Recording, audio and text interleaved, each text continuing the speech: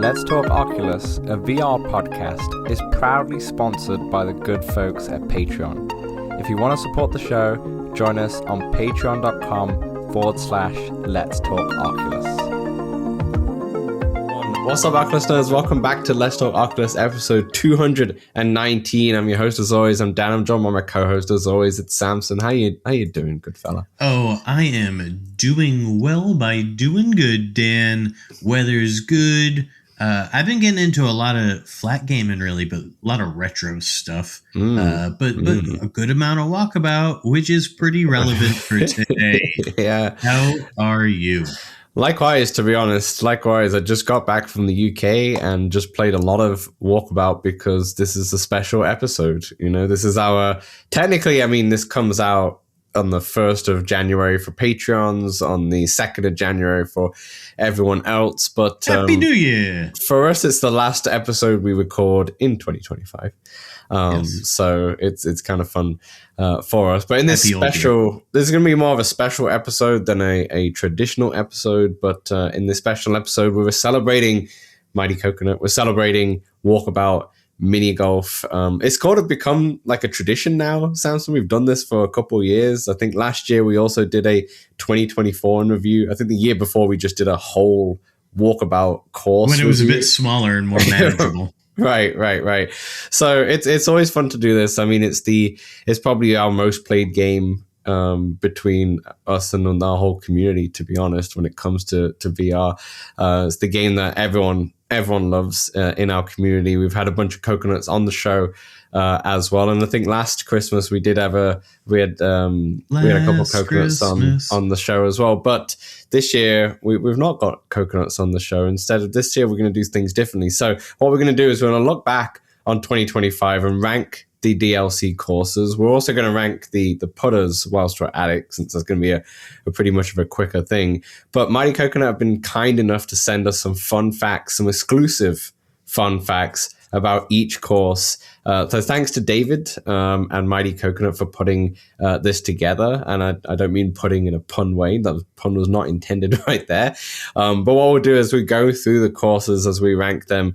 We'll read out the facts that they're provided. There's about 3 facts for all of them. A couple have 2, one has 4. So we have quite a few facts. And I've read through the facts, Samson. You have not read through the facts yet. No, they're going to be a surprise to me. But a lot of these were a surprise to me. I didn't realize a bunch of this, which is always going to be fun. And for the community listening to this as well, I'm sure you're going to really enjoy it. But Samson, before we get into the rankings, just a quick few facts about Walkabout this year, of what they've achieved outside of the courses. So they released a Grip to Putter version 3 with Formex is what who they collaborated with, and then they also came out with their collectible figurines as well. I mean, I have the puffins behind me. You have a bunch of them. Yeah, I can see your sheep on screen right now, which are amazing. They're like made out of little, like there's some sort of rubber, right? Basically, definitely some sort of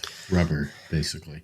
I don't know anything about these little materials, yeah. But they don't feel like 3D printed material, you know. More like a solid rubber. Yeah. Like a rubber. Yeah. The suite for Walkabout Mini Golf performed and recorded by a 17th piece orchestra. Volume 3 of the original motion picture soundtrack by Chris Raymond was released, and all scores surpassed 500,000 streams globally.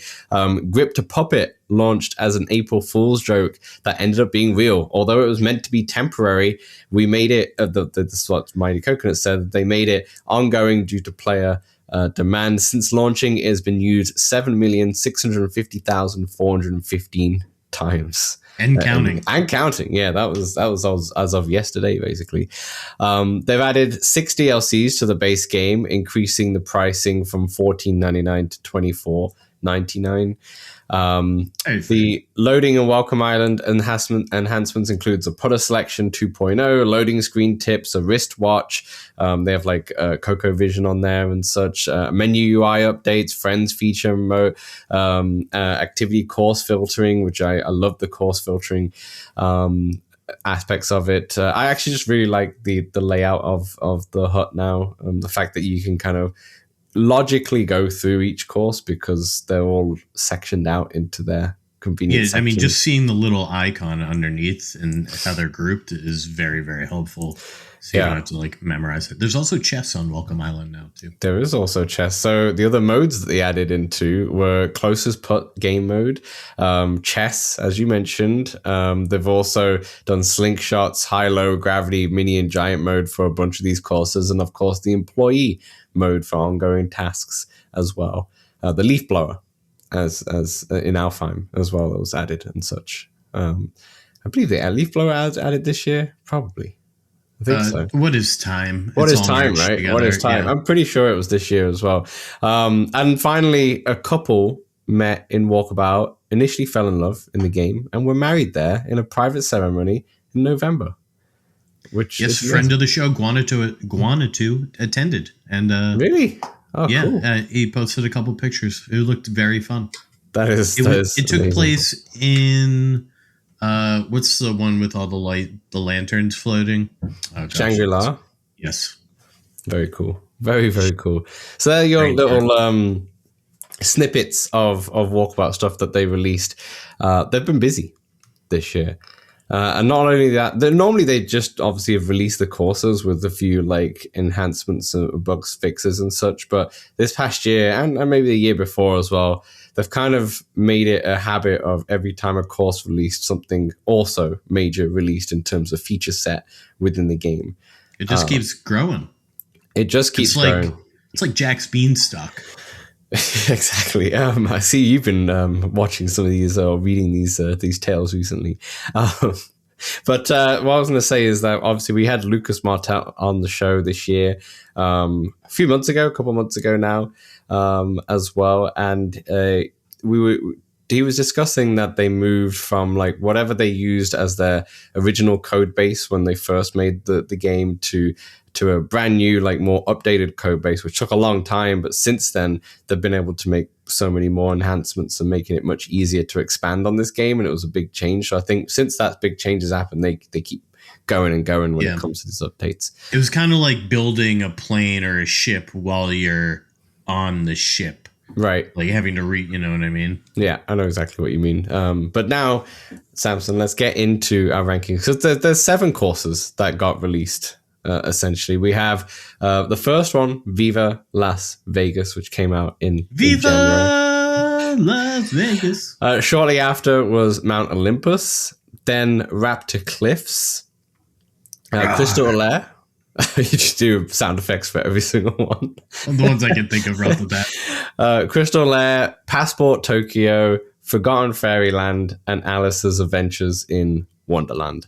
They're your 7 courses. Originally, as being including, if we look at the roadmap and such, it looked like there was meant to be an 8th, but that Samson that never Dan, came. January is not over.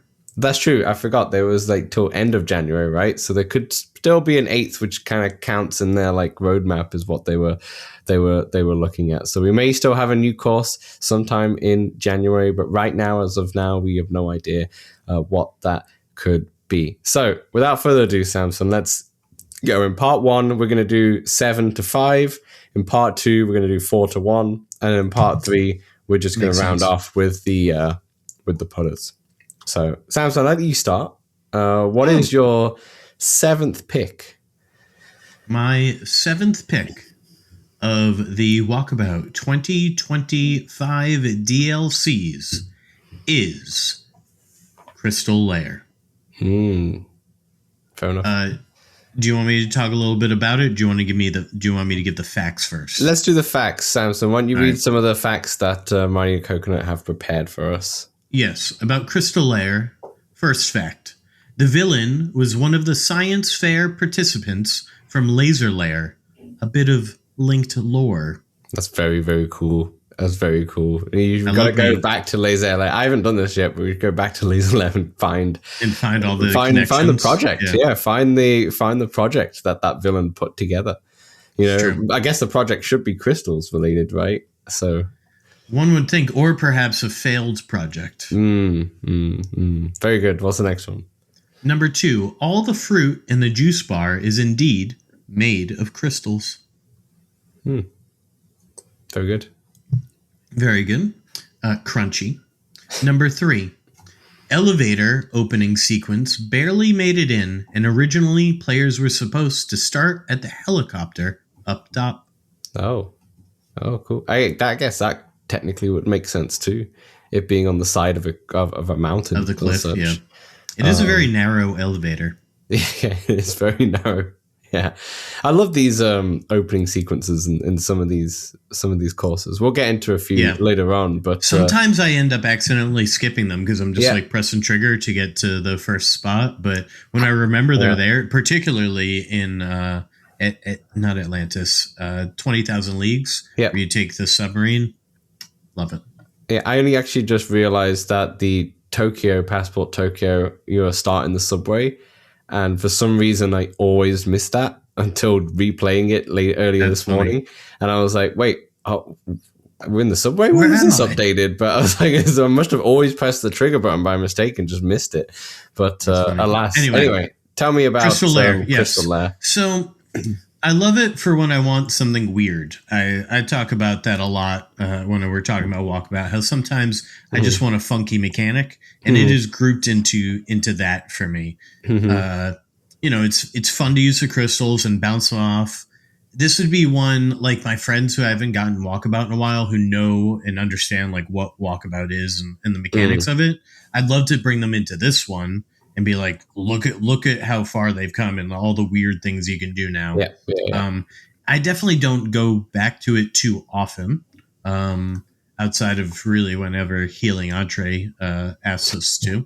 The music is it reminds me of like a yoga studio, and like a creepy version of that. Yeah, I don't really like it too much. No. It's almost like it's really mellow. It's almost too mellow for me, I guess. I don't know.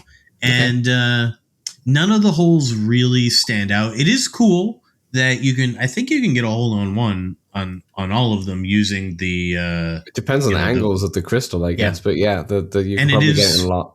And it is kind of fun. There's a couple holes where there's a bunch of them and you can just ding ding ding ding ding. Like I mean, that's not how it dings. It's not Masternoid, but it's kind of cool to see it bounce around like that. But Dan, hole 18 stinks. Why don't you like it? Well, it's where it is. It's the one where you've got to hit it up kind of up a hill, and then there's crystals sort of around up top. And then if you hit it over the hill, like there's not much of a landing up there by the hole. No. So I always end up hitting it over. And then you don't want, if you hit it too hard, you get it sucked into one of the crystals. And it is just such an easy one to mess up right at the end. Yeah, to stroke out on 18. It especially hard mode. Stinks. Yeah. Oh yeah. Yeah, especially. But I do like the little microphone there. Yeah, the big, and then the big obviously crystal with the like filament bulb behind it, basically. Yeah, it does have a good 18 ending. Not all of them have like an 18 ending, like that. Yeah, I agree. I know you said there wasn't too many memorable holes for you, but is there a favorite hole when it comes to Crystal Lair at all, or not really? There wasn't really a favorite hole, but there was a least favorite, and it was 18. But if you're pulling my arm, Dan, and making me pick one, I'm making you pick. Yeah. I don't remember the number, but it is in fact the one where you've got to hit it through like 5 of these crystals and get it all the way around, kind of at an L. Yeah. I think it's in the second half. That could be tough. Oh, it can be, but I just like it because you got to kind of weave it through, and then it bounces. Yeah. That one, and I do like the one that's shaped like an L, where if you get it sucked in, it automatically goes in. That's my favorite one, to be honest. That's a fun one. Spoilers for later on, but that's definitely my favorite one. So that's Crystal Lair. That was my least favorite of the DLCs that came out this year. Yeah, and one thing I forgot to mention is that I do really feel like this year has been an incredibly strong year with their courses. I mean, maybe with all these rankings, maybe one day we'll rank the years. We'll do a yearbook ranking and all that stuff. But as a collection, there's a lot of strong courses in this set of 7 this year. They've really done a great job. So yeah, all of them are good, but obviously we have to pick a 7. And Samson, my 7th is the last course, Alice's Adventures. Wow. In Wonderland. Yeah, like I said, it has to be a 7. There has to be a 7, and unfortunately, this is it. So with IP courses, like, you really get more out of it once you do have like the nostalgia for the brand. You know, think of 20,000 Leagues Under the Sea. You really enjoyed that more than ever, because obviously with the books and such. It was a good one. Labyrinth was a big one for a lot of people. Wallace and Gromit was that for me, where I got a lot of nostalgia from that, because grew up on that and still have watched that and such, and seeing all the gadgets and such in you playing through that house and such. Exactly, it's excellent. It's really fun. And this is another one where like it's a really good course, but you get a bit more out of it if you do have that nostalgia for the IP. I did watch the movie just before, and it was fun to go, yeah, this is in there. They've done this really well. Unfortunately, you didn't go back 20 years and watch the movie. Right, exactly. So I don't think I appreciated the references as much as someone would do it in nostalgia. However, it's still a really good course. Like, it's a really well designed course. I think it's more on the basic kind of courses on the Walkabout scale, to be honest. In terms of just course design, I think what really changes it, obviously, is the mechanic of shrinking down and going larger, which does change kind of the way you play the hole and the way you think about power as well, because when you're small, the power is different to when you're like extra large and such. It is a cool kind of aspect to that, but I think the actual course design itself is more on the simpler end compared to other courses that they've released this year, which is not to knock it. It's just that's just how the design is, and it's absolutely fine. So we have courses like that where they're more on the simpler end, and we have more of the wackier courses like an Elvis or something, right? We have different ends of the spectrum. But yeah, let's talk about the mechanic. Is really cool. Shrinking and going larger it's really cool. We're gone. Yeah, you've got to read the facts about Alice. I completely forgot about the facts of Alice. That's why you got me here. Let me. We'll come back this time. We'll do it at the end this time. Apologies for that. The mechanic of shrinking and going large is really nice, and the fact that it's different in the easy mode and the hard mode. Like, for example, one of my favorite holes is the one that Alice's arms are stuck in the house, and you can see her waving around and such. And I like it on easy mode. I don't remember exactly, but you start off at one perspective, but then in hard mode, you start off in the opposite end of that perspective, and it really changes the way you play that hole and what you can see. Like, this is one of the only courses that is actually difficult sometimes to see where you're putting the ball, because there's things in the way. Maybe you're too small and there's massive objects around you, or maybe you're too big and everything's too covered and such. So it's one of those ones that the challenge is that you can't really see too much. I really like that way that the hard course is black and white, and they've added obviously the color as you move through the world. It's a really nice touch. One of my favorite holds is the dining room when you're on top of the dining table, and I like it more in the easy mode when you're small, because then everything's like life size, or everything's like larger than you and such, bigger, which is really cool. But yeah, it's just a really good, well-designed course, but not one that out of all of the 7 I go back to the most. I definitely enjoy the other ones. Basically, what I did to kind of rank this is bubble sort it. So I was like, okay, is Alice in Wonderland better than Raptor Cliffs? Is Alice in Wonderland better than Forgotten Fairyland, etc., etc.? And it just ended up being 7 in this for me. But yeah, good course in general, but I prefer the other ones. So that's Alice in Wonderland. And for the facts, first fact, the storybook illusion effect went through several iterations before landing on the final hard mode version. Originally going to start with players falling down the rabbit hole, but it was very, very uncomfortable, which would have been a cool. I wish it was an option. Yeah. And then, like many of our other courses based on literature, the book itself can be found in the course, which we haven't found, or we've not seen it. I haven't seen it. Have you seen it? I haven't. I don't know that I've looked for, I imagine I've seen like books around, but I don't know how hidden this one is. So it says our course is based on literature. The book itself can be found in the course, which means that it's 20,000 Leagues Under the Sea could be found, or the Jules Verne's. You could probably find the ones in there, and Labyrinth and all that stuff. So Labyrinth, the book. I thought Labyrinth was a book, and then it turned. Probably got a screenplay. Yeah, that's true. I thought Labyrinth was a book, but I could be incorrect. I think it's just Jim Henson's mind. Yeah, that's true. Okay, that might not be the book, but yeah, very fun facts in that one. I think Down the Rabbit Hole would have been an excellent tap-in, but obviously they tried it a lot, and it was just very uncomfortable. I mean, I found the mechanic uncomfortable. I had to change it to blink mode. So, oh yeah, I can see why. But yeah, Samson, that's number 7 for me. Alice says Adventures in Wonderland. Back to you. What is your number 6? My number 6, numero 6, is Elvis. Now, do you want me to do the facts right off the bat, or do you? Yeah, let's do the facts right off the bat. Elvis facts. You ready, Dan? I'm ready. I wish I was more ready. Here we are. Fact number 1. They actually approached us after reading about us in the news. That's cool. Right. So someone in the Elvis camp, like probably played Walkabout Mini Golf and was like, I wonder if we could get an Elvis. Honestly, that's what it was. Wild. Yeah. Someone from the Elvis estate or something like that, you know. Amazing. We should approach them about an LTO. No. Yeah, we should approach them. Yes. I don't know what would be in that one.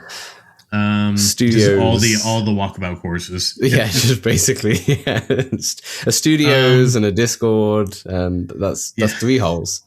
Yeah, nailed it. You're hired. Fact number 2: we were limited from doing the neon with post processing on headsets like the Quest, but we were able to simulate the look creatively using baked lighting. It does work well. It does have that neon effect. I wonder if they did that only on Quest then, and then the other like PSVR. No, I think they're all. They like to keep it all the same. Yeah. Fair enough. I could be wrong. Mm-hmm. It makes sense if they just kept it all the same. I like to say, Dan, I've been wrong before, and I'll be wrong again. Fair enough. Fact number 3: first course with flashing lights and the player voice amplified mic effect.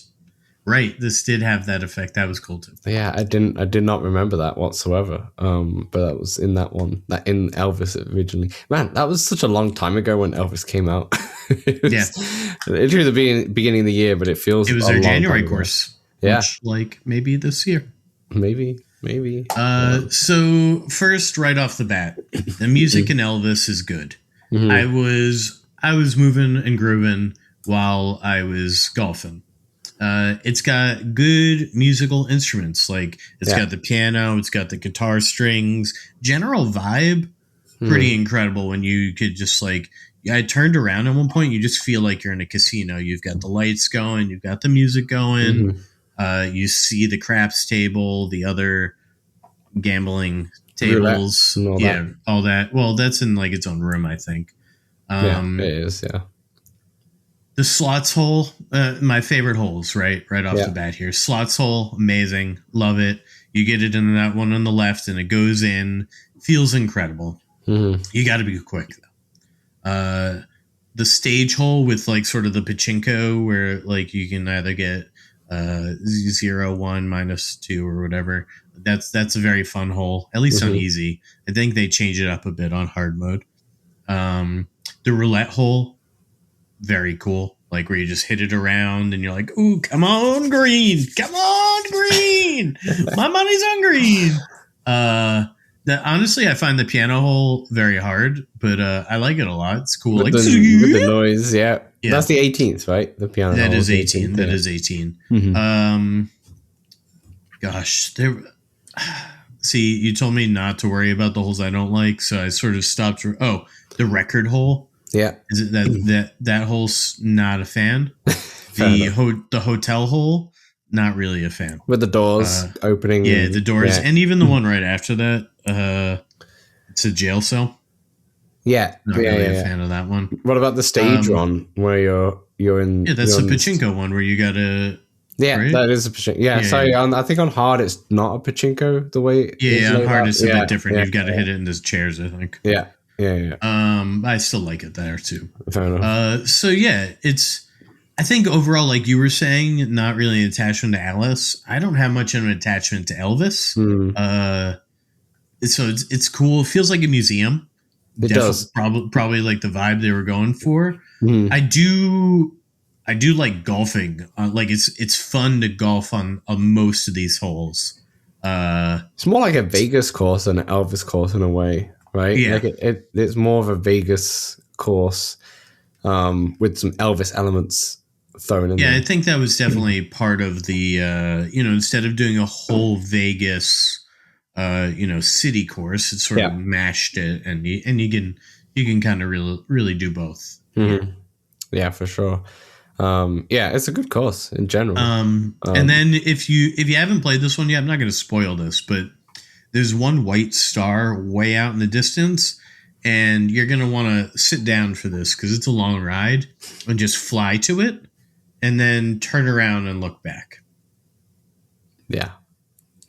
I've not done that, but you've shown me it, so I know what's going on. But yeah, definitely do that. It's phenomenal. So this is a better than Crystal Lair for you? Yeah, for sure. Yeah. I think I both prefer golfing. It just overall, yeah, it's preferred to Crystal Lair.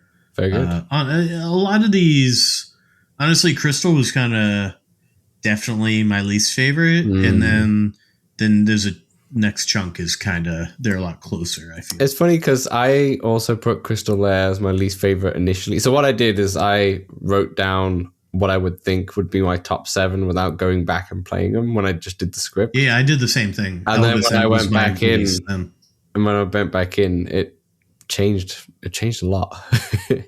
The only one that didn't change is number 1, but it changed a lot. But we'll get to that. Beautiful. So that's your number 6, Viva Las Elvis, our first ever course in 2025. My number 6 is Passport Tokyo. Is my number 6. So let's go through the facts this time. Passport Tokyo, we have 4 facts here. The first one, the effects on the yokai were implemented to make up for not having capacity to fully animate them.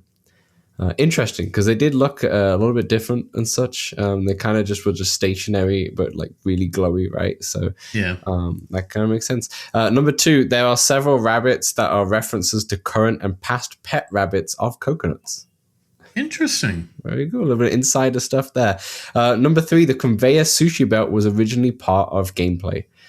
That would have been so cool. Yeah. Number 4, first course with interactable cloth. Yeah, when you go through into like the hot tub or the spa area. Yeah, they have the drapes basically or so, on there. Well, so these little fun facts that I just didn't really realize when you're playing it. Little Easter eggs, not Easter eggs, but just fun facts in there. It feels like when we're BTS. When you get your DVDs back in the day and you put it in, there's extras. Feels like the extras. Yeah, you've watched through all the Walkabout content, several times, and you're like, all right, let's see what's in these special features. Exactly. But yeah, okay. So Passport Tokyo, let's talk about it. So I really love the ambience of this course. The ambience, what goes with this is one, the way the course is kind of laid out. It's really like compact. But it kind of takes you on a journey through this. And also the music. I love the music. In fact, this is probably one of my, if we were ranking music tracks, this would probably be up there and probably the top 2, I would say. I really enjoy, it's like a lo-fi, like a Japanese lo-fi track, basically. I have it stuck in my head right now as I'm talking to you. But really beautiful. You start off in the subway, which for some reason I only just realized when I must have always skipped that by mistake.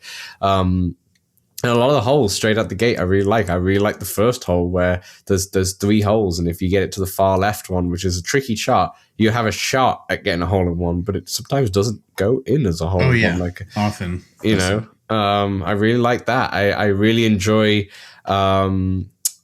my favorite hole is the one with the bar where you're putting through the bar essentially. It's all wavy and I just love the design of the bar. Like there's so many assets everywhere, like on the walls. There's so many posters. There's so much life to this course, and I feel like all the passport ones have so much life to it. This one, just like Venice, has like chatter in the background, like you can hear people and such, even though it's just yourself obviously putting in the golf course or wherever you're putting with.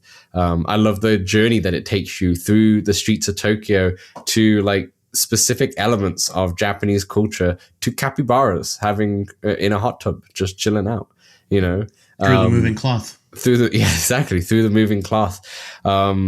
I love the lighting in this. The lighting's good in easy, but it really shines in the hard mode, being at night mode.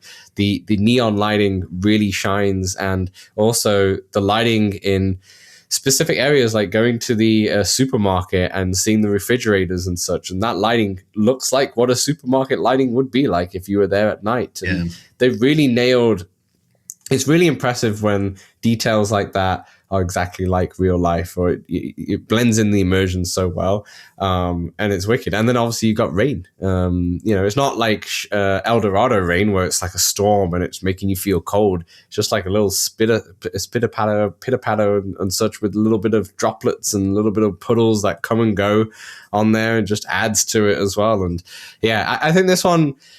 I think the actual like layout of the holes, like if I was to extract all the holes out and just did it by hole, I think maybe this is probably one of the weaker courses out of the 7 in terms of hole design, in my opinion. But in terms of how it's laid out, in golfing wise, but in terms of how it's laid out with this course, it's fantastic. Like I said, it takes you through a journey throughout the streets of Tokyo, and then it goes into the place where you've got like a little games, like a big games kind of area, right? There's a bit of arcade games or like fun fair kind of games in this bright pink elaborate room and such. And yeah, I just like the different nods to different elements, and this is what the Passport series is about. And I really can't wait to see the next Passport series one, because it just kind of brings you to these elements, brings you to these areas, and they do a really good job at researching, and they do well at getting all the little elements that really make you feel like you're part of that place, right? And they also did it for Venice and the other Passport series as well. But wait, is it just Venice? What's the other Passport series? Well, you were saying that Elvis has a lot of. That was technically like Vegas, Las Vegas, yes. In a way, but it's not a Passport series. But there's only 2 right now. There's only 2, right? So yeah, they did the same kind of thing. Passport. No, it's kind of the same thing with Venice. They've done the same kind of thing. They've got so many elements. They've got the chatter. They've got different nods to different parts of that city and culture in general. And I just really love the designs for this. So this one's definitely the design for me. I think the lighting, going back to that, is we thought Atlantis Hard was so impressive with all the lighting and such. I think this is even more impressive with what they've done. They're just getting better and better. So yeah, like I said, favorite hole was the bar hole for sure, but really this is all about the design for me. I don't play this for the golf. I play this more to just be in the world of Tokyo, basically. Yeah, take a trip. Yeah, sweet. All right, that's my number 6. Samson, your number 5, please. Number 5. Are you ready for this, Dan? It is Olympus. And the facts. The LTO quick facts. Mount Olympus. Number 1. For the statues on Mount Olympus, Emma had gone through the Scan the World database to find 3D scans of actual Greek statues to use as reference for each god. There you go. I didn't even know that's a thing, Scan the World database. No, me neither. I have no idea what that is. Number 2. Originally, players were going to be able to see down to Earth more before our new flowing cloud effect got added. Very cool. I don't think you can see any of the city, no. I didn't realize. Maybe just a little bit, but I haven't looked around like that, Yeah, fair enough. Number 3. gravity well effects were made by modifying the gravity box effects from Upside Down. Yeah. It's cool. Interesting. Yeah. I think, we've played so many of these courses now and such, like you can really see some nods from different courses or like things that they've learned Where from. they take the puzzle pieces. I mean, Mount Olympus is perfect. Hole number 17 is with the planets and the gravity pull and such, and you can see that's, maybe a bit of Crystal Lair later on that year, kind of like, playing around with those kind of effects, the gravitational pulls and such. So, very, very cool. So, yeah. Over to you. Yes, my favorite holes on Olympus were hole number 3. It's the blue sort of water hole, if you will. Yeah. At least hole number 3 on easy mode. Yeah. Because if you're going back down, the hard mode, the hard mode, it's the inverse. It's Poseidon's hole, right? I believe. Yes. Yeah. I particularly like it both on easy and hard, but on easy where you try to, or at least I try to just hit it up and over, and then it's slides down. Yeah. Good time. Yeah. Hole 18 with the little boats. It's so cute. It's adorable. I love it. This one, I feel like it's easy to overthink. I just hit it straight over towards the hole on both. Sometimes I never get it. Sometimes I never get it though, and then I spend a good time just hitting it into the water. Yeah, see, that doesn't usually happen. Yeah, and then if that's really happening, I think on easy mode you can hit it to the side and then it'll bounce over. But really, this is how I feel about Olympus. It is greater than the sum of its parts. No one hole is really, really high on my list, and no one hole is I'm like, oh, I don't really like playing this hole. Mm-hmm. That's sort of why it fits here in the more middle part of my ranking, if you will. I do also kind of like the hole where you're in the magma area, and you can kind of hit it straight over. Walk around. Yeah. I always go over, Dan. yeah, me too. You got it. It's right there. Yeah, it's right there. It's right there. It's tempting all the way. Music on this one, it doesn't stand out like I'm like, oh yeah, I'm gonna jam out to this, but it's also not like, oh, I need to turn this one off. I agree. I think it's one of the weaker music tracks out of the 7, but that's to say a lot of these courses have amazing tracks this year. Like they knocked out the park when it comes to music this year. One thing I do really love about this one is when it starts in easy mode, you kind of walk through a cliff and it sort of frames where you're going to be, like Mount Olympus, if you will. Yeah. And it's very beautiful to start. And at night mode, there's one hole that sort of takes place on a cliff, and you look down on the rest of it, and they're all glowing. The amazing design choices there of how to shape that. Your first ever view of the whole course. Not many courses have where you can just see the whole course, from just, you obviously press the A button and look back and such. But yeah, here it's just because of the grand scale. And each hole just is so grand. God. And they're really far apart to some of them, like from each other. Yeah. So yeah, it's a big course. Probably their biggest course.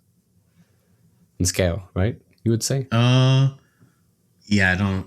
It's hard to tell because you're in just like this void always. Right. You're so good about like blocking things, so unless you really like fly far away, it's hard to tell.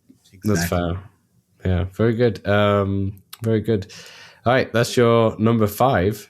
It's funny because as you're reading these, obviously I don't know what your picks are. You don't know what my picks are. And so far, all of ours have been so different. It's like, we're going to know facts in the front half. No, because we've already had it out already. Well, this one I don't need to read out because my number 5 is Crystal Lair. So like I said, it's number 7 when I originally put it down, but I forgot how much I love this course. It's an incredibly difficult course in hard mode. Like it's really hard because all of a sudden most of the sides have gone, and that crystal is crazy. It makes it go. It makes it go. It smacks it, and then it's so funny when there's like 3 crystals and they're just like ping ponging between each other, like pinball, basically. Essentially, what it was like. But yeah, let me talk about this a little bit because obviously you spoke a bunch about it already. Obviously, the setting being on the mountain, I actually, on the opposite scale of you, I actually like the music a lot. I find it really eerie and kind of haunting of you're just here and it's just you in this, like, it feels like an abandoned spa now. Or just after hours, and what the hell is happening? You're seeing all these crystals and these effects. And I'm like, oh, this is kind of nice. It is on the quieter end. I definitely give you that, but it's so fun to see. The best thing about these layers is the environmental storytelling of where it's always like some extravagant thing, and then as you go in, you see the background of it and the behind the scenes of it. 8-bit layer is an amazing example of that. But this was great because you see that the diamonds are not really diamonds, and they're battery powered, and they have been magnetically charged, and they're trying to use potatoes to basically form these diamonds and such. And it's really cool. You can use potatoes as batteries. Yeah, you could. Yeah, you can. Yeah, you can.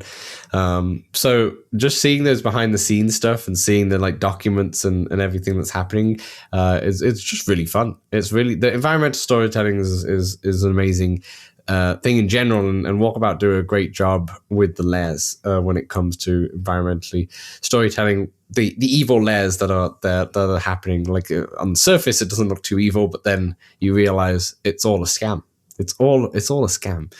But I love the crystal mechanic. I think this is what I love about it, because it's such a challenge. And not only do you have to learn like angles, but you also have to learn the velocity of how you're hitting it, and how it's going to arc around because of the velocity and because of the gravitational pull. There's a whole physics exam, this whole course. And that's what I really love about it, is because it's so different in that aspect. You have lots of courses with mechanics. You have Curity Valley with a great wind mechanic, for example, and such. But this is, you really need to think a lot on how it's going to work, because if you don't, you're going to get either your ball's going to get hit back to you or get stuck between each one and then eventually leave the course accordingly, or you'll hit the crystal so perfect that it will hit it straight into the hole, and it's a hole in one. And it's really satisfying when you get it right. It's really satisfying when you get it right. So this course is a great when I'm in the mood for a challenge. Like I said, it's a creepy one. My favorite holes, the one that you said, the hole 9 on easy, which is the L shape where there's a small cut, and if you just get it right, the ball will go into that small cut and it will smack the diamond and it will go straight into the hole. It's just very satisfying. But I really love hole 2 on hard, because it's the first really challenging one where you really need to pay attention of the arc and how it's going to kind of use the gravitational pull to go round the diamond, the crystals rather, and then smack the crystal on the right end, because there's no sides, and if you don't get it right, then it's going to go, and you're going to you're not going to essentially tap out in the scores. So yeah, I really enjoy this one for the challenge. And maybe it's the physics brain in me there, but yeah, crystal layer is definitely number 5 on my list for sure. There you have it, Samson. That is our part 1. We've just gone our 7 to 5. Mine was Alice in Adventures in Wonderland, Passport Tokyo, and Crystal Lair. What was yours, Samson? Crystal Lair, Elvis, and Olympus. Beauty. All right, and part 2, we're going to talk about the 4-2-1. So we'll see you in part 2. Hey, we know public lobbies in VR games can be a bit toxic, feel a bit empty at times. That's why we created the Let's Talk Oculus Discord, a friendly community that you can join for multiplayer meetups, general VR chat, the game, and chat about VR, fitness motivation, and there's even a very impressive 3D printing channel. Join over 100 of our community members in the Let's Talk Oculus Discord for free. The link is right in the description. All right, welcome back to part 2 of the special episode of LTO 218, our Walkabout Mini Golf 2025 DLC rankings. Samson, we just went through 7 to 5. Let's talk about 4 to 1. Let's get straight into it. I guess it's your go. What is your fourth? It is. Number 4 is Tokyo. Dan, music is solid on this one. Mm-hmm. I enjoyed this one. we've already read the facts, right? Mm-hmm. Yeah. This one has holes on it, like you mentioned. That it does. A golf course has holes. Sorry. That I would just want to hang out at, like the bar one. However, that bar one, I do hate golfing in there. It's got those angles are like angles are I either nail it on the first one or I'm stuck and I'm never getting over. Because I'm never just going to hit it short and then go straight over like a loser. But the bar is super fun to hang out. There's a cat. There's posters to, I think, some of the old other courses. Right? There's an Egypt poster from my memory. I don't know if there are like 2 other courses or just like maybe they're the courses that are next on their list for their passport series. Used to say. Good call. And there's some fun stuff in the liquor bottles. That's a very fun place to just like exist. The cats stand out much less. I remember when we first played this, I was like, whoa, I don't know how I feel about these cats here, but now they just kind of fit the vibe. Honestly, they just like, I don't even notice them or think about them. I do love how you go from the old, really tight streets that are very dense. Like there's so much in them. A lot of food in this one, a lot of food I don't recognize. I don't know. I've never been to Japan, so I don't know a lot of, the Japanese food. I did have friends, a couple friends from Japan, but most of my friends were from Taiwan or Korea. So I'm a bit more familiar with like that culture. Those snacks and that culture. It's fun to visit Tokyo. I think I prefer to visit Tokyo than I do visit Venice. But they both really do give a good sense of, because I've actually been to Venice. So I'm just going to assume that what it felt like to go visit Venice is what it feels like if you've been to Tokyo to be there, because they really did kind of nail that. And it's just cool to have a place to go visit, like a real place in Walkabout, because the IPs are cool. The really cool, unique places that Walkabout themselves invent. That's all neat and well, but it's a little special to go someplace is real or based on a real place. It's kind of like when you finally got into GTA 3 and you're like, oh, there's Liberty City. It's just New York. Like, oh, this is cool. I agree. That's kind of how it feels. I agree. So yeah, Tokyo. It's a fun one. And the pachinko machine, like how you go into the arcade. Yeah. So you go from old school into the arcade area. Yeah. I like that transition. That it's very different vibes, and it doesn't overstay its welcome either. Like it's there for just a few holes and then you're out of it basically. Exactly. Yeah. And then in night mode at the end, when you see the huge, like the neon signs and I don't know what you call those cats again, but there's a big one with the hands, like. There are those. No, I was thinking the big, like the IP one, but yeah, the yokai. I think the yokai. Wait. I don't know what you call these guys. No, the one with the moving hands. No, I don't know either. But yeah. Excellent course. Are you going to continue doing that? Or yeah. Well, until I'm done, and I'm done. Beautiful. It's funny because you had Crystal Lair as your last 7, and then you had Elvis as 6. Is that correct? That is correct. I have Elvis as 4. I have Crystal Lair then Elvis as well. Elvis, Viva Last Elvis comes in at 4th place for me. We don't need to do the facts. We've already read those facts. But Samson, let me tell you about this. Thank you very much. So, like you said, a lot with IP ones, nostalgia, or if you have a bit of affinity, is definitely going to make a big difference. I don't have any interest in this setting. I haven't been to Vegas. I haven't. I'm not a big. I'm just not. Haven't really been into Elvis that much.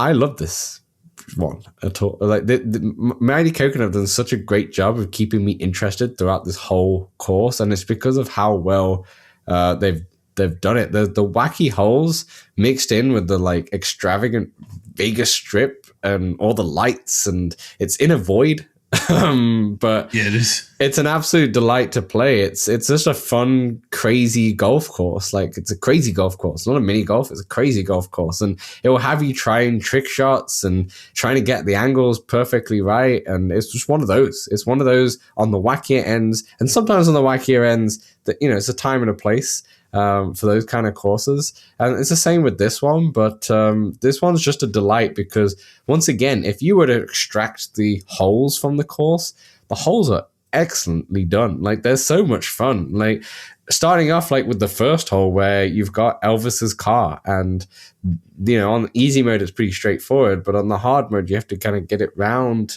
without it falling back behind the car and such. And it already starts off what the kind of holes that you're playing, you know, and then you go straight into like the table that's in there. I can't remember what kind of a game that one is. And then later on you have roulette, you have a guitar string one, you have the record one, like you don't like. I really like the swimming pool. That's just like an open. The swimming pool's kind of fun. That it's just. Where did you hit your first shot on the swimming pool on easy mode? I always get stuck in the deep end. I don't remember what my first shot would be. I don't remember. It's a tough one. I can't figure that one out. Okay, fair enough. I need to play again with Baru. Yeah, we'll have to just jump in. I don't know what my first go-to shot would be on that one. I think I just kind of figure it out on the day, to be honest. But I really like that one too. I really like the how deep that swimming pool is. There's a chunk of money down there. Yeah, there is. And there's just a lot of holes that I really like. The one hole that always gets me is the one where it's a big giant Elvis and the platform goes left and right each time he moves, and that one always challenges me for sure. Yeah. But yeah, I just think in terms, it's just a delight to play is what this course is. I like the music. It's kind of fun. It's kind of got that like lazy Hawaiian kind of music to it.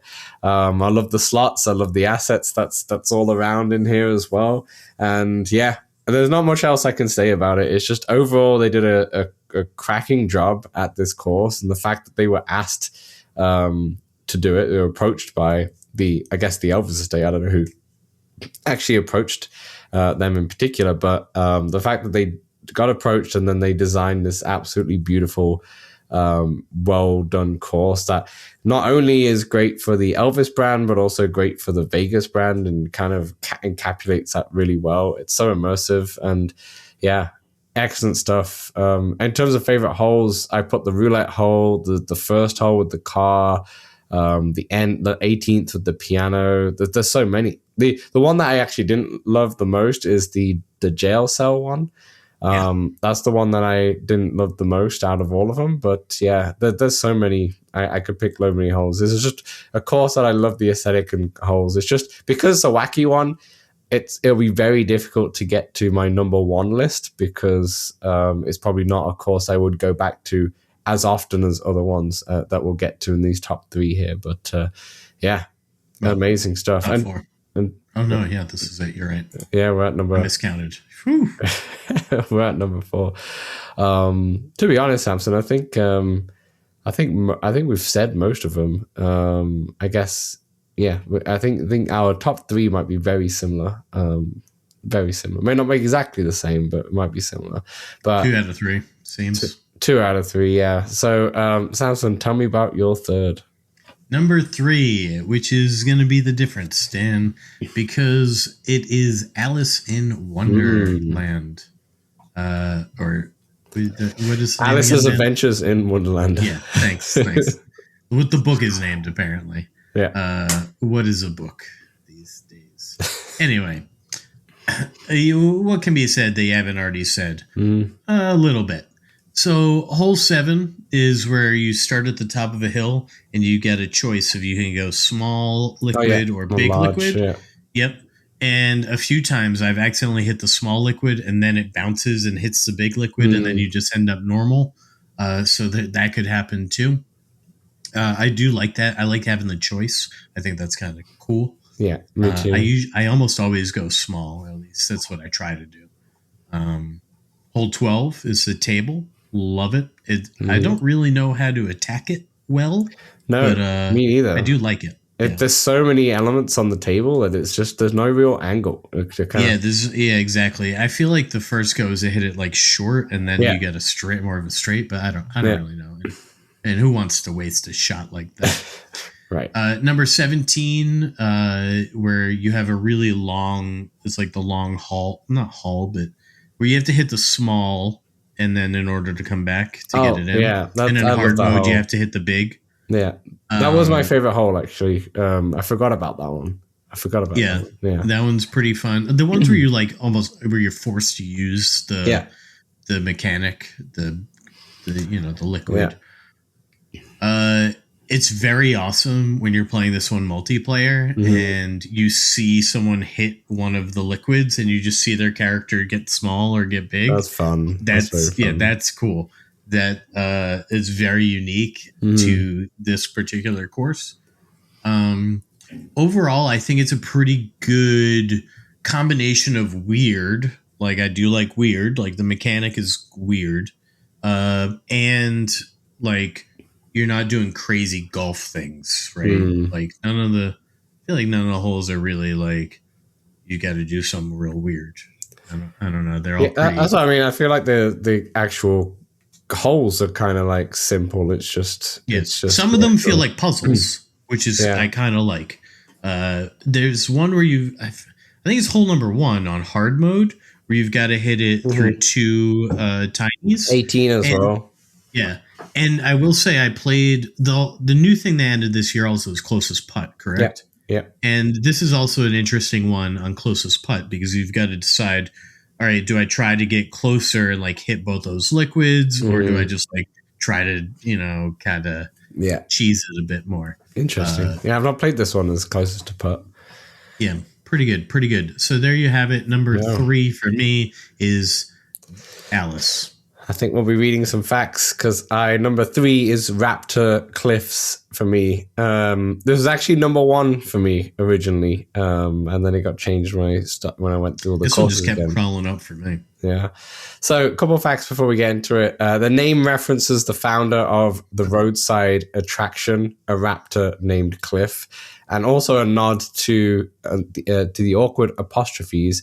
It's a lot of corny business names off American highways. So it's basically Raptor Cliffs, Cliff, and then apostrophe S, basically, instead of just plural. The tallest redwood in Raptor Cliffs is 66 meters, which is nearly 30 meters shorter than a typical redwood tree and nearly 50 meters shorter than the record holder, which is called the Hyperion in California. Wow. Yeah. Those trees are tall in the game. I don't even remember the tree, but it probably just stands so tall. Yeah, probably. You'll notice it now when you go... Is it the tree you go up? Actually, you play up? Yeah. Yeah, it must be. Well, there's a bunch of redwoods in there, right? So, yeah. I just never like associated that must be the tallest. That I was like on. Yeah, that must be the tallest one that's in there. Yeah, for sure. All right, let me talk to you a bit about Raptor Cliff. So, like I said, originally this was my number 1. I love this course. I love the idea of this course. You're in this like a little adventure land, like if you were kids, just go into this dinosaur adventure park. It starts off and there's a hut there with different like putters and with caps that you're wearing right now. You're wearing the merch. I love the merch that they also sell on their actual website, like you have got as well, which is really, really fun. This is similar to Tokyo, in my opinion, in terms of how it just takes you on an adventure through this park. Like the holes take you on this nice little adventure. You go through the tree chops, you go all the way back down to the beaches, you go to the paragliding area and all that stuff. It's just fun to kind of travel and traverse through this. It's kind of a big course, to be honest. Like when you go down to the beach, if you were to not press the trigger and just walk down it, the proper path, it's long to kind of go all the way down that mountain and such. You can do the zip lines, right? There's interactability in this as well. One of the holes I actually don't like. I don't remember exactly which one in terms of hole number. I think it's like 7 or something, but it's the dinosaur where you have to hit it into the mouth. I'm just not good at those. It's like one of those days where I get it first time. Impossible.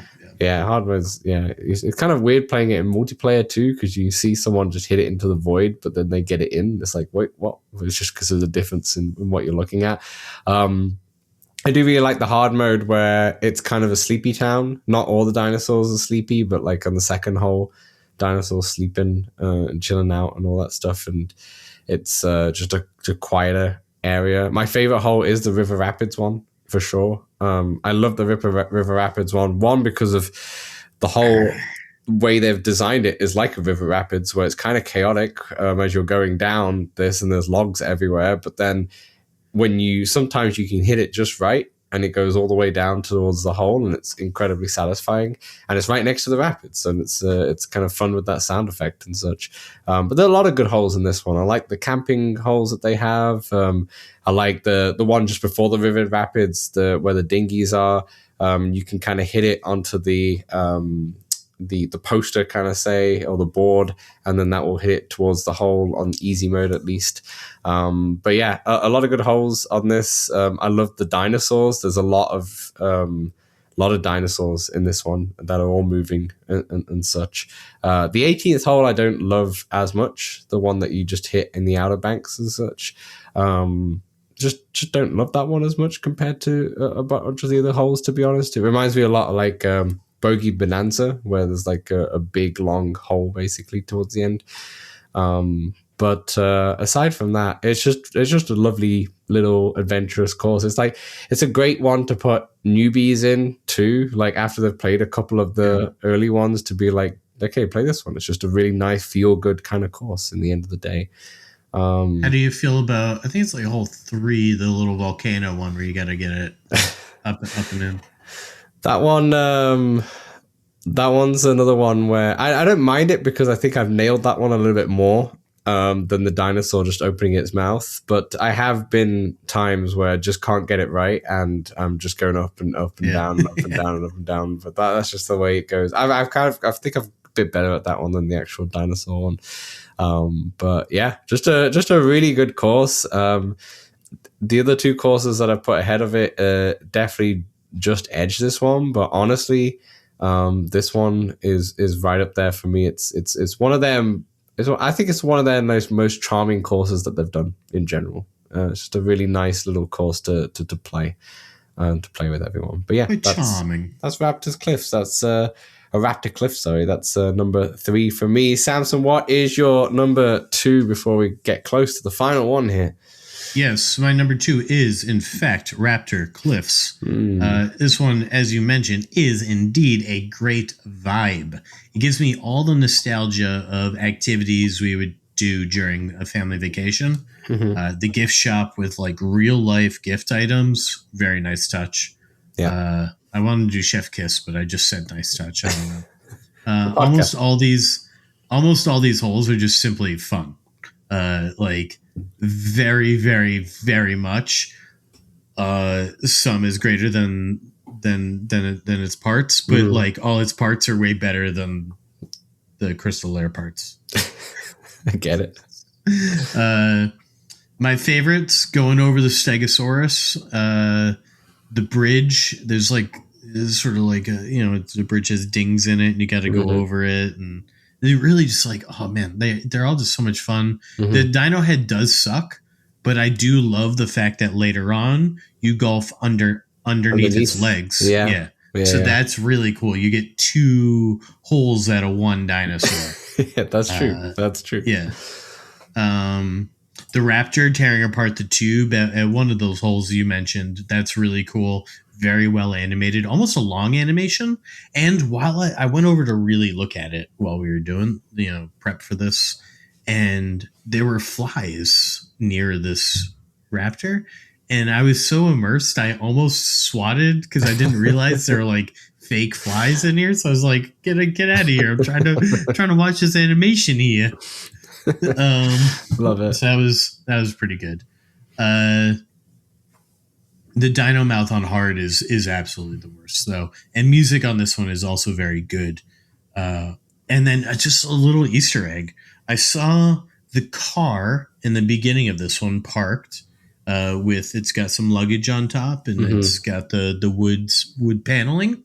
This car was located on another course, and I think that's such a cool lore background, not even one of the facts. This is a fact by us, LTO fact. Yes. So this car must be going on a family trip, and they went to the Raptor Cliffs, and they've gone to another course in 2025. And I wonder if they'll be taking more trips in the future. Yeah, that's a really fun little Easter egg, to be honest.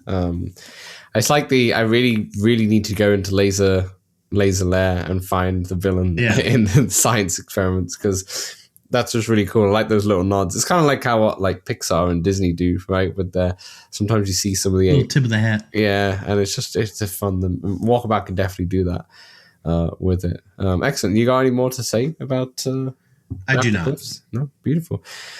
All right, Sam. So my number 2, which makes our number 1 be exactly the same, is Mount Olympus. Number 2 is Mount Olympus. Now, I'm not gonna lie, I also had this at number 1 up until just before doing this show, to be honest. I couldn't decide. So I really couldn't decide between Raptor Cliffs, Mount Olympus, and Forgotten Fairyland. They're the 3 courses where actually if you go into Walkabout, they're right next to each other as well in the list.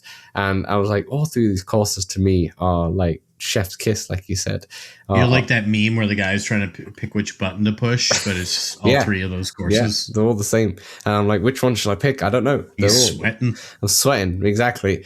And the only reason why I put Mount Olympus at number 2, just at number 2, is just because of how number 1 is so much like it's so much grander in terms of elements of what they've done, and we'll come back to number 1 in a second. So let's talk about number 2, because number 2 is also grand, but more in terms of scale. Mount Olympus is absolutely massive, and you've said quite a lot already, to be honest, when you talked about it, but I love the way that when you open in and you go up the stairs and such, you then see the whole course, and it's grand. And I love the fact that every hole is a god. It's a Greek god, and the hole is specifically designed for their specific elements. There are a lot of fun holes. Like you, I really like the Poseidon one.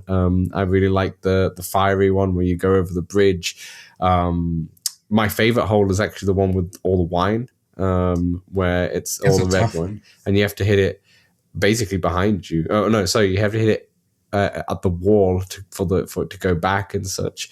And I love it on hard as well. I also really like number 18 with the map and all the ships. All the ships are just fun. Just like. The little tiny ships moving around are really cool. And I like the whole idea that you're just kind of just climbing up Mount Olympus. And these holes are the scale of these holes too. Like these holes are massive as well. Like in terms of all the pillars and such, like they're really tall, really high. Everything about this course is grand. And it feels like a lot of these holes incorporated hole designs from previous courses as well. Some of this stuff does feel familiar, not in a bad way, in a good way for sure.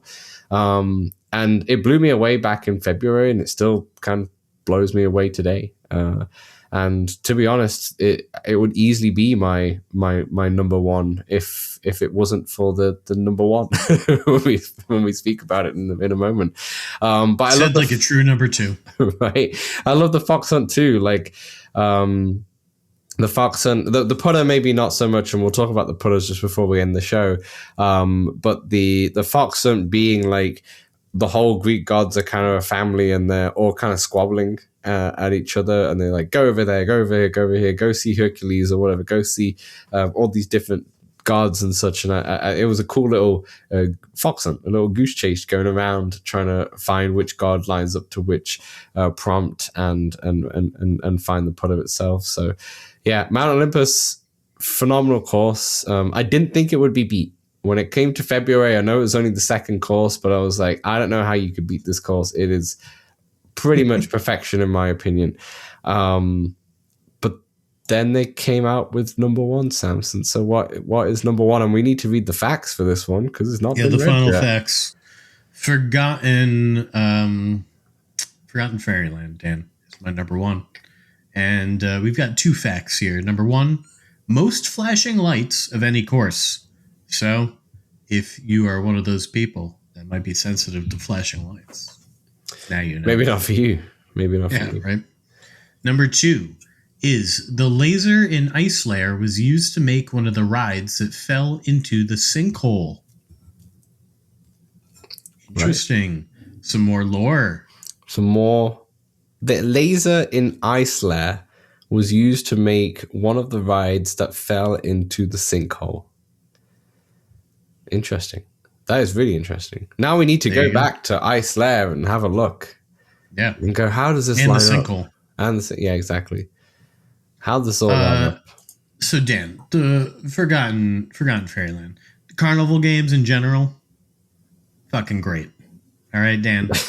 Particularly love Skee Ball. Yes, Skee Ball. Agreed. Yeah, Skee Ball I think is my favorite, but just how you're going from little game to little game, that's such a fun way to start.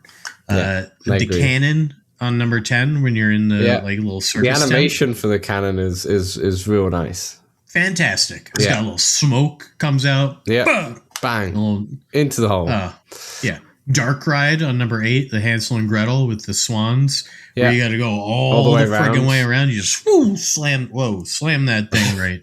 And that's You've got the witch there as well. So you're going from carnival games to this Dark Ride. What a transition. Then you've got the little game where you got the teeth that you got to hit it through the teeth. And if you miss, the thing laughs at you. I actually never missed. I've never seen it laugh at me. All right, hot shot. I've actually never missed. I was like, wait, it laughed at you. That's great. That's really fun. I think only missed the first time. But the front 3/4 of this course, immaculate. Just top notch. Great golfing, great vibe. What's the one with the hammer where you have to hit it and then the thing goes all the way up? You got to hit it straight up. Yeah. I forget what that carnival game is called, but that's a really fun one to hit it straight up vertical. And it's kind of least favorite. A weird one to hit it up. It's just different. You got to hit it straight. That's the thing. You got to hit real straight, and the fact that it goes vertically up is just very different to. Let me tell you, Dan. If this carnival was hiring, I'd work for him. I want to move here. I want to spend the summer working the Forgotten Fairyland. All right. That's what I want to do. So you need a hat. You need a Forgotten Fairyland hat, is what you're saying. The Raptor Cliff one needs to come off. Or Forgotten Fairyland security. Something like, something like that. Something like abandoned. this. I don't think it's coming back anytime soon because it is abandoned. And it is. Yeah, we need to bring it back, Dan. Now people love nostalgia. I don't know. In hard mode, those rides don't look like they're coming back anytime soon. Nostalgia is a big hit. So yeah, it's great vibe. The color, like you mentioned this, I feel like the easy mode is still like a dark, and it's when it's all lit up, it's all. It almost brings me like the Sandlot when they go to the carnival and they're all they got their tobacco or whatever. Yeah, it sort of reminds me of like watching that. It's fantastic. Hard mode's washed out. It's like much more washed out, right? And and the music's different. A bit more forgotten. The music's different. The music's like lively in the easy mode, and then the night mode. Harry Potter.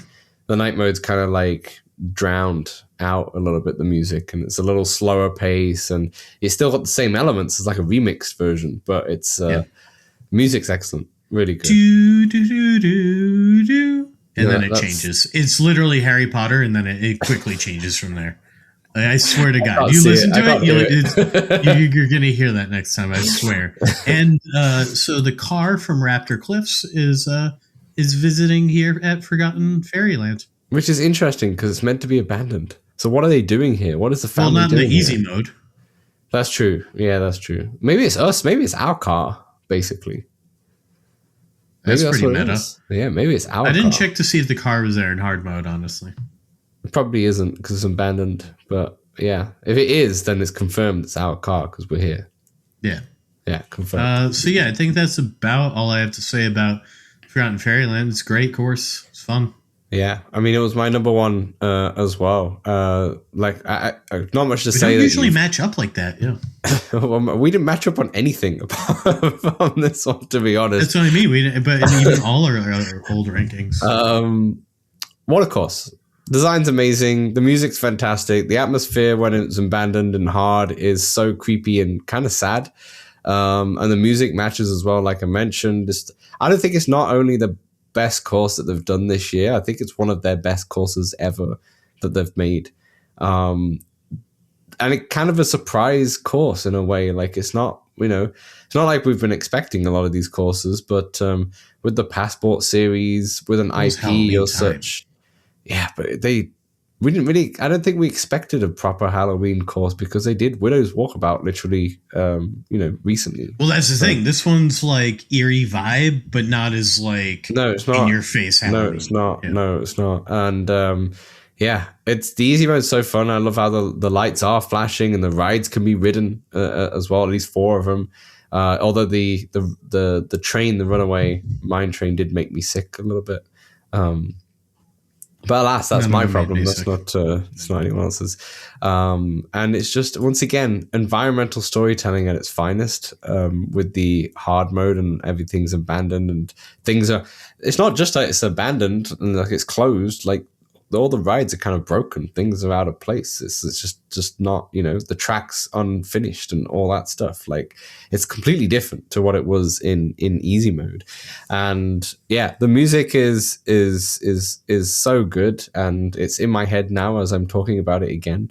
And it's just, the music has a little bit of like, I didn't see the Harry Potter stuff. Maybe I need to listen to it again, but it's definitely more, it's got the xylophone in it, right? The xylophone is one of the main instruments in the music for this one, and it's just one of those creepy ones again, where you're walking around on your own in the amusement park and such. And I love the games at the start. I really like the one that's got the fortune teller in as well, where you have to put it, if you can do it underneath the fortune teller box, it goes in for a hole in one. That one's a really cool one. I really like the one that's also, it's kind of like a roller coaster, the hole, and it basically is unfinished, and so then it goes up the ramp and then lands onto the roof. Slam it up there. That one's a really fun one as well. So yeah, just overall, just really, really good. And this course actually, so when we did the VR awards, one of the questions I put in was, what's your favorite Walkabout course? And Forgotten Fairyland was the favorite amongst everyone who voted for that, by miles. Like by there was like some of the other courses got like 1 vote, but this one got, I think, like 7 or 8 of the votes in there. It was like, when I saw the graph, this was like right up there. Raptor Cliffs was number 2 on that list, but everyone else was just either 1 or 0 votes. So Forgotten Fairyland, Raptor Cliffs are probably the community's number 1 and 2. Your number 1 and 2 as well, Samson, and my 1 and 3 when it comes to it. So Samson, there we go. That's it. That's our Walkabout. There you go. Let me run through my 4 through 1 there. It was Tokyo, Alice, Raptor Cliffs, and Forgotten Fairyland. Mine's Alice's Adventures in Wonderland, Passport Tokyo, Crystal Lair, Viva Las Vegas, Raptor Cliffs, Mount Olympus, and Forgotten Fairyland. The only one that we aligned on was the first. Yeah. Was the first. Beauty. All right, so that is it. Thanks so much as well, Mighty Coconut, for providing all the different those fun are awesome, facts. those facts. Those exclusive fun facts.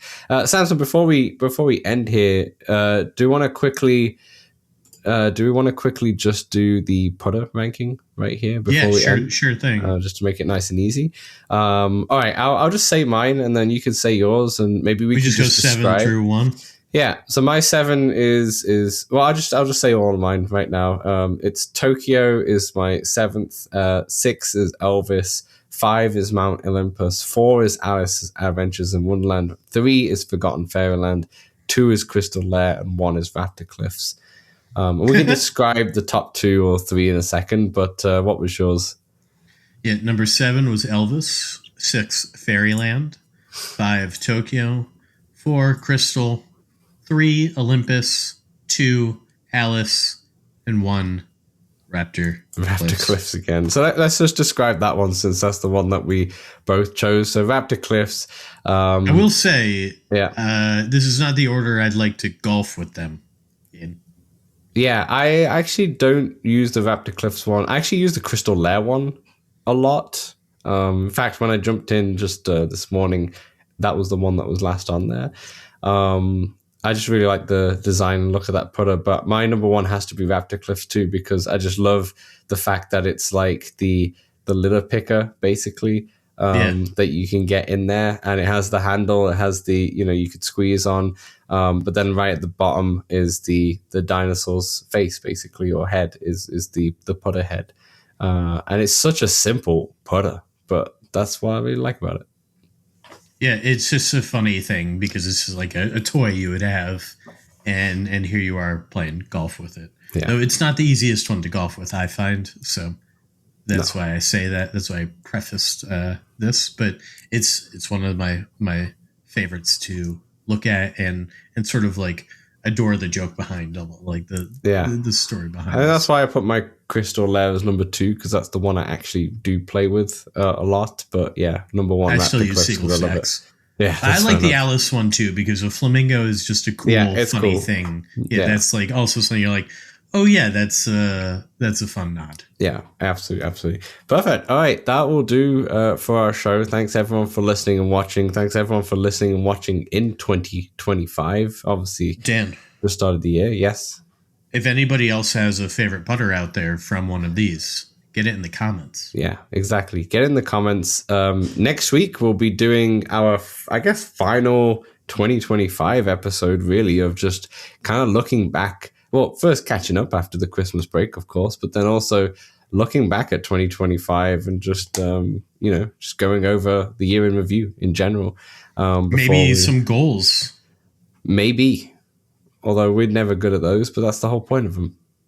That's the whole point. Maybe we do them this year. Yeah, maybe. Yeah, maybe. We can keep telling us that. Beauty. All right. I've been Dan. Samson's been I'm right Samson. there. With a great, by the way, if you're on the video podcast, if you've not seen his sweater, Samson, put it down. There you go. It's such a beautiful... Well, let's describe it for everybody, Samson. How would you describe your sweater? The color is a mountain forest green, if you will. And it has a very detailed picture of my dog Ruby. It's her headshot, and she's wearing a Santa hat, and then it says Ruby in block lettering above her head, and established in 2025. It's very nice. It was apparently designed via 3 pictures or so of the dog, and the actual picture of Ruby is phenomenal. Like, it's really well done. Yeah, it's pretty good. It's really, really well done. I'm so impressed with it. So definitely look at the video, or just go on the Discord. I'm sure, Samson, you post it on there. If people, I did in the pet channel. Perfect. There we go. But yeah, thanks everyone for listening, watching. We will see you next week. Enjoy, and Happy New Year. Happy New Year.